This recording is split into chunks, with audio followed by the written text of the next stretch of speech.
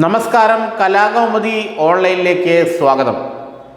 Rajeev Chandrasekhar BJP സംസ്ഥാന അധ്യക്ഷനായി ചുമതലയേറ്റതിന് ശേഷം വലിയ വിപുലമായ മാറ്റങ്ങൾക്കാണ് ആ പാർട്ടി സാക്ഷ്യം വഹിക്കുന്നത്.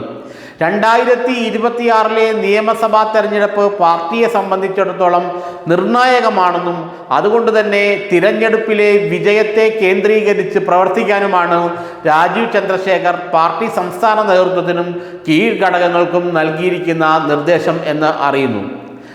അടുത്ത ദിവസങ്ങളിൽ തന്നെ പാർട്ടിയുടെ സംസ്ഥാന കമ്മിറ്റി, സംസ്ഥാന ഭാരവാഹികൾ പൂർണ്ണമായും നിയമിതരാകും. അതിനുശേഷം 2026 നിയമസഭാ തെരഞ്ഞെടുപ്പിന് വേണ്ടിയുള്ള പരിപാടികൾ, അതിനുവേണ്ടിയുള്ള പദ്ധതികൾ ആസൂത്രണം ചെയ്യാനാണ് രാജീവ് ചന്ദ്രശേഖർ ആലോചിക്കുന്നത്. BJPക്ക് മത്സരിച്ച് ജയിക്കാൻ കഴിയുമെന്ന് ഉറപ്പുള്ള സീറ്റുകൾ കേന്ദ്രീകരിച്ച് പ്രവർത്തിക്കാൻ നേതാക്കൾക്ക് അദ്ദേഹം നിർദ്ദേശം നൽകി കഴിഞ്ഞു. സംസ്ഥാന പ്രസിഡന്റ് രാജീവ് ചന്ദ്രശേഖർ വട്ടിയൂർക്കാവ് നിയോജക മണ്ഡലത്തിൽ മത്സരിക്കുമെന്നാണ് ഇപ്പോൾ നമ്മൾ അറിയുന്നത്.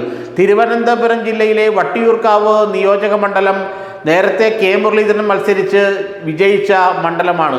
അതിനുശേഷം CPM-ലെ പ്രശാന്ത് മത്സരിച്ച് വിജയിക്കുകയും ചെയ്തു. എന്നാൽ BJPക്ക് വലിയ തോതിൽ വോട്ടുള്ള 35%-ലധികം വോട്ടുള്ള ഒരു മണ്ഡലമാണ് വട്ടിയൂർക്കാവ്. അവിടെ മത്സരിച്ച് നിയമസഭയിലെത്താനാണ് രാജീവ് ചന്ദ്രശേഖർ ആഗ്രഹിക്കുന്നത്. അതുകൊണ്ട് അദ്ദേഹം വട്ടിയൂർക്കാവ് മണ്ഡലം കേന്ദ്രീകരിച്ച് പ്രവർത്തിക്കാൻ ഒരുങ്ങുകയാണെന്നാണ് BJP-യിൽ നിന്ന് നമുക്ക് ലഭിക്കുന്ന റിപ്പോർട്ട്. അതോടൊപ്പം തന്നെ ശോഭാ സുരേന്ദ്രൻ, BJP-യുടെ തീപ്പൊരി വനിതാ നേതാവായ ശോഭാ സുരേന്ദ്രനാണ് കായംകുളം മണ്ഡലം കേന്ദ്രീകരിച്ച് പ്രവർത്തിക്കാനുള്ള നിർദ്ദേശവും നൽകിയിട്ടുണ്ട്. കഴിഞ്ഞ ലോക്സഭാ തെരഞ്ഞെടുപ്പിൽ ആലപ്പുഴയിൽ നിന്നും മത്സരിച്ച ശോഭാ സുരേന്ദ്രന് കായംകുളം നിയോജക മണ്ഡലത്തിൽ ഒന്നാമതെത്താൻ കഴിഞ്ഞിരുന്നു. അതുകൊണ്ട് തന്നെ കായംകുളം നിയോജക മണ്ഡലത്തിൽ കേന്ദ്രീകരിച്ച് പ്രവർത്തിച്ചാൽ ആ മണ്ഡലം CPM-ൽ നിന്ന് പിടിച്ചെടുക്കാൻ കഴിയുമെന്ന വിശ്വാസമാണ് BJPക്കുള്ളത്. അതുപോലെ പത്മജ വേണുഗോപാലിനോട് തൃശ്ശൂർ മണ്ഡലം കേന്ദ്രീകരിച്ച് പ്രവർത്തിക്കാനും നിർദ്ദേശം നൽകിയതായി BJP-യിൽ നിന്നും നമ്മൾ അറിയുന്നുണ്ട്. പാലക്കാട് നിയോജക മണ്ഡലത്തിലേക്ക് പുതിയ ഒരു സ്ഥാനാർത്ഥിയെ ഉടൻ കണ്ടെത്താനും ആ സ്ഥാനാർത്ഥി പാലക്കാട് നിയോജക മണ്ഡലം കേന്ദ്രീകരിച്ച് പ്രവർത്തിക്കട്ടെ എന്നും രാജീവ് ചന്ദ്രശേഖർ നിർദ്ദേശം നൽകിയിട്ടുണ്ട്. അതോടൊപ്പം തന്നെ കഴക്കൂട്ടം നിയോജക മണ്ഡലത്തിൽ മുരളീധരൻ, മുൻ കേന്ദ്രമന്ത്രി മുരളീധരൻ മത്സരിക്കുമെന്നാണ് നമ്മൾ അറിയുന്നത്. മുരളീധരനും ഏതാണ്ട് ഇപ്പോൾ ആ മണ്ഡലം കേന്ദ്രീകരിച്ച് സജീവമായി പ്രവർത്തിക്കുകയാണ്.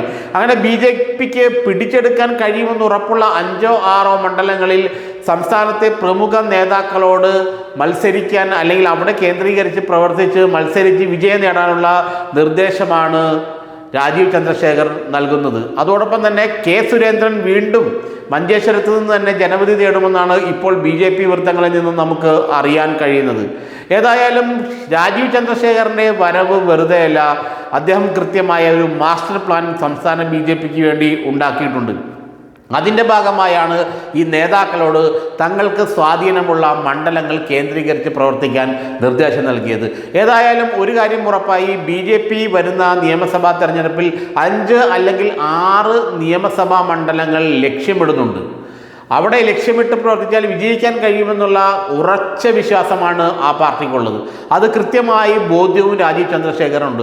ഏതായാലും 5-6 നിയോജക മണ്ഡലങ്ങൾ ഉറപ്പായിട്ടും പിടിച്ചെടുക്കണമെന്നുള്ള വാശിയോടെ തന്നെ പ്രവർത്തിച്ച് മുന്നോട്ട് പോകാനാണ് രാജീവ് ചന്ദ്രശേഖറും അദ്ദേഹത്തിനോടൊപ്പം ചുമതലയേൽക്കാൻ പോകുന്ന സംസ്ഥാന നേതൃത്വവും ആഗ്രഹിക്കുന്നത് എന്ന് ഇതോടെ വ്യക്തമായി കഴിഞ്ഞു. അതിനുള്ള മാസ്റ്റർ പ്ലാൻ, വലിയ പദ്ധതി തന്നെ BJP തയ്യാറാക്കി കഴിഞ്ഞു. അതിന് RSSൻ്റെ സഹായവും അവർക്കുണ്ട്.